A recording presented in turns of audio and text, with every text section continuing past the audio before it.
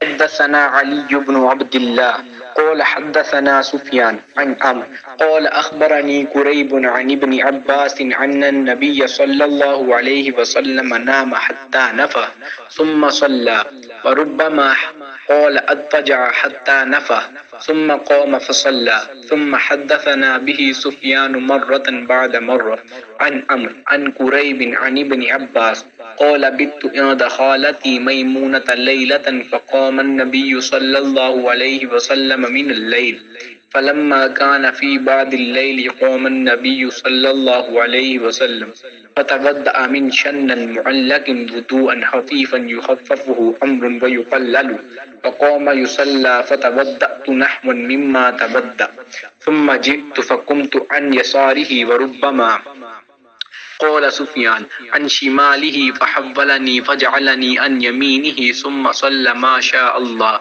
ثم اضطجع فنام حتى نفخ ثم أتاه المنادي فآذنه بالصلاة فقام معه إلى الصلاة فصلى ولم يتودأ قلنا لعمرو إنا ناسا يقولون إن رسول الله صلى الله عليه وسلم تنام عينه ولا ينام قلبه قال عمرو سمعت عبيد بن عمير يقول رؤيا الأنبياء وحي ثم قرأ إنا أرى في المنام أني أذبحك سورة الصافات آية 102 رحمت للعالمین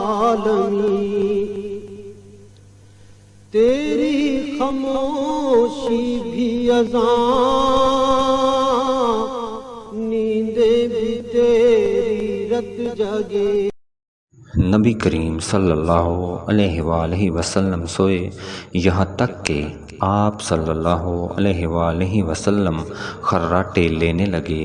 پھر آپ صلی اللہ علیہ وآلہ وسلم نے نماز پڑھی، اور کبھی راوی نے یوں کہا کہ آپ صلی اللہ علیہ وآلہ وسلم لیٹ گئے، پھر خراٹے لینے لگے۔ پھر آپ صلی اللہ علیہ وآلہ وسلم کھڑے ہوئے، اس کے بعد نماز پڑھی۔ پھر سفیان نے ہم سے دوسری مرتبہ یہی حدیث بیان کی۔ عمروں سے انہوں نے کریب سے انہوں نے ابن عباس رضی اللہ عنہ سے نقل کیا کہ وہ کہتے تھے کہ ایک مرتبہ میں نے اپنی خالہ ام المومنین حضرت میمونہ کے گھر رات گزاری تو میں نے دیکھا کہ رسول اللہ صلی اللہ علیہ وآلہ وسلم رات کو اٹھے۔ جب تھوڑی رات باقی رہ گئی تو آپ صلی اللہ علیہ وآلہ وسلم نے اٹھ کر ایک لٹکے ہوئے مشکیزے سے ہلکا سا وضو کیا۔ عمروں اس کا ہلکا پن اور معمولی ہونا بیان کرتے تھے، اور آپ صلی اللہ علیہ وآلہ وسلم کھڑے ہو کر نماز پڑھنے لگے تو میں نے بھی اسی طرح وضو کیا جس طرح آپ صلی اللہ علیہ وآلہ وسلم نے کیا تھا۔ پھر آ کر آپ صلی اللہ علیہ وآلہ وسلم کے بائیں طرف کھڑا ہو گیا، اور کبھی سفیان نے ان سیارہ کی بجائے ان شمالہ کا لفظ کہا، مطلب دونوں کا ایک ہی ہے۔ پھر آپ صلی اللہ علیہ وآلہ وسلم نے مجھے پھیر لیا اور اپنی داہنی جانب کر لیا، پھر نماز پڑھی جس قدر اللہ کو منظور تھا۔ پھر آپ صلی اللہ علیہ وآلہ وسلم لیٹ گئے اور سو گئے، حتیٰ کہ خراٹوں کی آواز آنے لگی۔ پھر آپ صلی اللہ علیہ وآلہ وسلم کی خدمت میں مؤذن حاضر ہوا، اور اس نے آپ صلی اللہ علیہ وآلہ وسلم کو نماز کی اطلاع دی۔ آپ صلی اللہ علیہ وآلہ وسلم اس کے ساتھ نماز کے لیے تشریف لے گئے۔